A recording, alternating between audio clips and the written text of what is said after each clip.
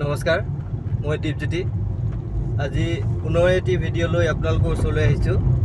ETF আপোনালোকে হয়তো নিশ্চয় শুনিছে ষ্টক মাৰ্কেটত ETFৰ বিষয়ে। ETF মানে কি? ETF মানে হৈছে এক্সচেঞ্জ ট্ৰেডেড ফাণ্ড, যিটো ফাণ্ড আমি এক্সচেঞ্জত অৰ্থাৎ ষ্টক এক্সচেঞ্জত ট্ৰেড কৰিব পাৰোঁ, তাকে ETF বুলি কোৱা হয়। আৰু কোনো এটা ছেক্টৰৰ ভাল ভাল ষ্টকবিলাক চিলেক্ট কৰি ETF 20 নাম দি ETF গঠন কৰা হয়। যেনে ধৰি লওক, বেংকিং ছেক্টৰৰ ষ্টকবিলাক লগ লগাই এটা ETF গঠন কৰিলে, অটো ছেক্টৰৰ ষ্টকবিলাক লগ লগাই এটা ETF গঠন কৰিলে, আৰু নিফটিত এটা ETF থাকে, নিফটি 20। সেইধৰণে কোনো এটা ছেক্টৰত কিছুমান ভাল ভাল ষ্টক চিলেক্ট কৰি ETF 20 নাম দি সেই ETFটোৰ IPO ষ্টক মাৰ্কেটত লঞ্চ কৰে, আৰু তাৰ পৰাই সেই ETFটো আমি বেচা কিনা কৰিব পাৰোঁ। এতিয়া মিউচুৱেল ফাণ্ড যিদৰে থাকে, মিউচুৱেল ফাণ্ডো গঠন হয় কিছুমান ষ্টকক লৈ, এটা এটা ফাণ্ড গঠন হয় কিছুমান ভাল ভাল ষ্টক কিছুমান চিলেক্ট কৰি মিউচুৱেল ফাণ্ড গঠন হয়। ঠিক সেইদৰে ETFতো কিছুমান ষ্টক চিলেক্ট কৰি, ভাল ভাল ষ্টক চিলেক্ট কৰি ETF গঠন হয়। কিন্তু পাৰ্থক্য এটাই যে মিউচুৱেল ফাণ্ডত আমি ইনভেষ্ট কৰিব পাৰোঁ, কিন্তু তাত কোনো ট্ৰেড কৰিব নোৱাৰোঁ। ধৰি লওক, আমি কোনোবা এটা মিউচুৱেল ফাণ্ডত SIP হিচাপত পইচা ৰাখিব পাৰোঁ, বা লামচাম এটা এমাউণ্ট ৰাখিব পাৰোঁ। তাত আমি কিছুমান ইউনিট পাম। 1 ইউনিটৰ মূল্য 500 টকা, 1 ইউনিটৰ মূল্য 200 টকা, এই ধৰণে নিৰ্ধাৰণ কৰা থাকে। আৰু সেইটো কিনি আমি লং টাৰ্মৰ কাৰণে হোল্ড কৰিব লাগে। আৰু ETFত কিন্তু তেনেকুৱা ধৰণে নহয়। এটা ETF যিদৰে আমাৰ ষ্টক থাকে, সেই ধৰণে এটা এটা ETF গঠন হয়। সেই ভাল ভাল ষ্টকবিলাক লগাই এটা ETF গঠন হয়। মানে এটা ষ্টক যিদৰে ষ্টক থাকে, সেই ধৰণে এটা এটা ETF গঠন হয়। আৰু সেই ষ্টকবিলাকত আপুনি ধৰি লওক, এটা ষ্টকৰ মূল্য 1000 টকা, কোনোবা এটা ষ্টকৰ মূল্য 500 টকা, কোনোবাটো 2000 টকাও হ'ব পাৰে। সেই ধৰণৰ বহুতো ষ্টক লগ লগাই ETFটো গঠন হ'ল।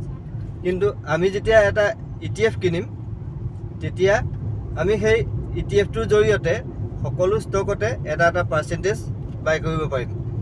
ধৰি লওক, এটা ষ্টকৰ দাম 1000 টকা বা 500 টকা, এনেকৈ বহুতো ষ্টক আছে। কিন্তু ETFটো যেতিয়া লঞ্চ হয়, সেই ETFটোৰ মূল্য বহুত কম থাকে, 10-20 টকা থাকে, বা 50-100 টকা, এই ধৰণৰ মূল্য থাকে। গতিকে আমি কমটি পইচাতে আমি সকলো ষ্টকতে ইনভেষ্ট কৰিব পাৰোঁ। ধৰি লওক, আপোনাৰ ওচৰত 1000 টকা আছে, 10 টকীয়া ETF আপুনি 100টা কিনিলে। সেইধৰণে আমি কম পইচাতে আমি ETF কিনিব পাৰোঁ, আৰু সেই ছেক্টৰটোৰ বহুতো ষ্টকতে আমি একেলগে ইনভেষ্ট কৰিব পাৰোঁ। আৰু বহুতে কয় যে ETF কিনক, ETF কিনিলে ছেফ মানে আচলতে এটাই, কাৰণ আপুনি কোনো এটা ষ্টক কিনিলে, সেই ষ্টকটো কিবা কাৰণত কেতিয়াবা ডাউন হয়। আজি বহুত ভাল ভাল ষ্টক আমি ডাউন হোৱা দেখিছোঁ। আজি অনিল আম্বানীৰ যিদৰে আজি কোনো অস্তিত্ব নাইকিয়া নিচিনা হ'ল। আৰু সেইধৰণে আৰু বহুতো ষ্টক আছে, যিধৰণে ধৰি লওক য়েছ বেংক, কোনোবা এটা সময়ত 300-400 টকা আছিলে, এতিয়া তাৰ মূল্য 20-25 টকাহে হ'লগৈ। সেইধৰণে আচলতে কোনো এটা পাৰ্টিকুলাৰ ষ্টকত লগালে আমাৰ অলপ ৰিস্কটো অলপ বেছি থাকে। কিন্তু যেতিয়া আমি ষ্টকত লগাম, সেই ছেক্টৰটোৰ ভাল ভাল ষ্টকবিলাকত লগাব। ধৰি লওক, তাৰ মাজৰে কোনোবা এটা দুটা ষ্টক যদিও ডাউনো হৈ যায়, বা কোনো এটা ষ্টক যদি জিৰ' হৈ যায়, বাকী ষ্টকবিলাকে যিহেতু ভাল ৰিটাৰ্ণ দিব, তাৰ ফলত ETFটো গ্ৰ'থ হ'বই। মানে ETFটো যে ডাউন হৈ যাব তেনেকুৱা নহয়, ETFটো যে শেষ হৈ যাব তেনেকুৱা নহয়, কাৰণ সি বহুতো ষ্টকত ইনভেষ্ট কৰি থোৱা আছে। সেইবাবে ETFটো কোনো কাৰণতে ডাউন হোৱাৰ চান্স নাথাকে। ধৰি লওক, কেতিয়াবা গোটেই ষ্টক মাৰ্কেটে ডাউন হৈছে, তেতিয়া মাৰ্কেট ডাউন হৈছে, তেতিয়া ETF প্ৰাইচটো অলপ কমিছে, সেইটো বেলেগ কথা। কিন্তু এটা ETF শেষ হৈ যাব, একেবাৰে ডাউন হৈ যাব, আচলতে তেনেকুৱা নহয়। সেইবাবে ETFত ইনভেষ্ট কৰাটো অলপ ছেফ বুলি কোৱা হয়। আৰু যদিও ষ্টকৰ ওপৰত বিশেষ নলেজ নাথাকে, তেতিয়া এটা এটা ছেক্টৰৰ হিচাপত আপুনি এটা ETF কিনি ল'লে, সেই ছেক্টৰটোত সকলো যিখিনি ভাল ভাল ষ্টক আছে, এটা ছেক্টৰৰ যিখিনি ভাল ভাল ষ্টক, সকলোতে ইনভেষ্ট কৰাৰ নিচিনা হয়। গতিকে পাৰ্টিকুলাৰ এটা এটা ষ্টক আপুনি আকৌ বাই নকৰিলেও হয়। গোটেই ছেক্টৰটোতে আপুনি ইনভেষ্ট কৰে, যিহেতু সেই ছেক্টৰটো যেতিয়া আগবাঢ়িব তেতিয়া আপোনাৰ ইটিএফটো গ্ৰ'থ প্ৰায় নিশ্চিত। সেইবাবে কোৱা হয় যে ইটিএফ আপুনি ষ্টক মাৰ্কেটৰ বিষয়ে একো নাজানিলেও ইটিএফত ইনভেষ্ট কৰিব পাৰে বা ইটিএফ ছেফ থাকে, যিহেতু ছেফলি আমি আগবাঢ়িব পাৰোঁ। বিশেষ একো নাজানো কিন্তু ইনভেষ্ট কৰিছোঁ, ছেফলি আমি তাত যাব পাৰোঁ। আৰু বহুতে এটাও প্ৰশ্ন সোধে যে মিউচুৱেল ফাণ্ড আৰু ইটিএফনো কি বেলেগ। গতিকে সেইটোৱে বেলেগ যে মিউচুৱেল ফাণ্ডত আমি ইনভেষ্ট কৰিব পাৰোঁ কিন্তু তাত কোনো ধৰণৰ ট্ৰেড কৰিব নোৱাৰোঁ। আজি মিউচুৱেল ফাণ্ড এটা কিনিলোঁ, এতিয়া বিকিলোঁ, আচলতে তেনেকুৱা নহয়। মিউচুৱেল ফাণ্ড এটা কিনি আমি লং টাৰ্মৰ কাৰণে হোল্ড কৰিব লাগে, কিন্তু ইটিএফত আচলতে তেনেকুৱা নহয়। মিউচুৱেল ফাণ্ডতো বহুতো ষ্টক লগাই এটা মিউচুৱেল ফাণ্ড গঠন হয়।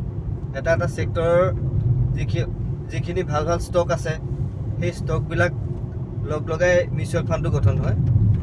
ঠিক ইটিএফো একেদৰে গঠন হয়, কিন্তু মিউচুৱেল ফাণ্ডত আমি লং টাৰ্মৰ কাৰণে ৰাখিব লাগে, তাত কোনো ট্ৰেড কৰিব নোৱাৰোঁ। আৰু ইটিএফত আমি ট্ৰেড কৰিব পাৰোঁ, তাত আমি ইণ্টাৰডে কাৰণেও ল'ব পাৰোঁ, তাত আমি ডেলিভাৰীৰ কাৰণে লৈ আজি লৈছোঁ, এদিন হোল্ড কৰি তাৰপিছতো বিকিব পাৰোঁ। মানে সাধাৰণতে ষ্টকত যিধৰণে আমি বেচা কিনা কৰিব পাৰোঁ সেইধৰণে আমি ইটিএফত বেচা কিনা কৰিব পাৰোঁ।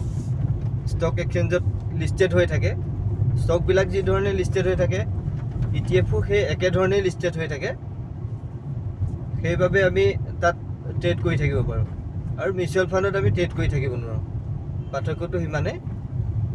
গতিকে আজিৰ ভিডিঅ'টোত আৰু বেছি নকওঁ, ইটিএফৰ বিষয়ে চমুকৈ এইখিনি কথাই ক'লোঁ। ক'বলৈ হ'লে বহুত কথাই আছে ইটিএফৰ বিষয়ে ক'বলৈ, কিন্তু সাধাৰণ ধৰণে বুজি পাবলৈ হ'লে সেই ধৰণে ইটিএফৰ বিষয়ে বুজিব পাৰে। গতিকে ইয়াকে কৈ আজিৰ ভিডিঅ'টি সামৰণি মাৰিলোঁ। ধন্যবাদ।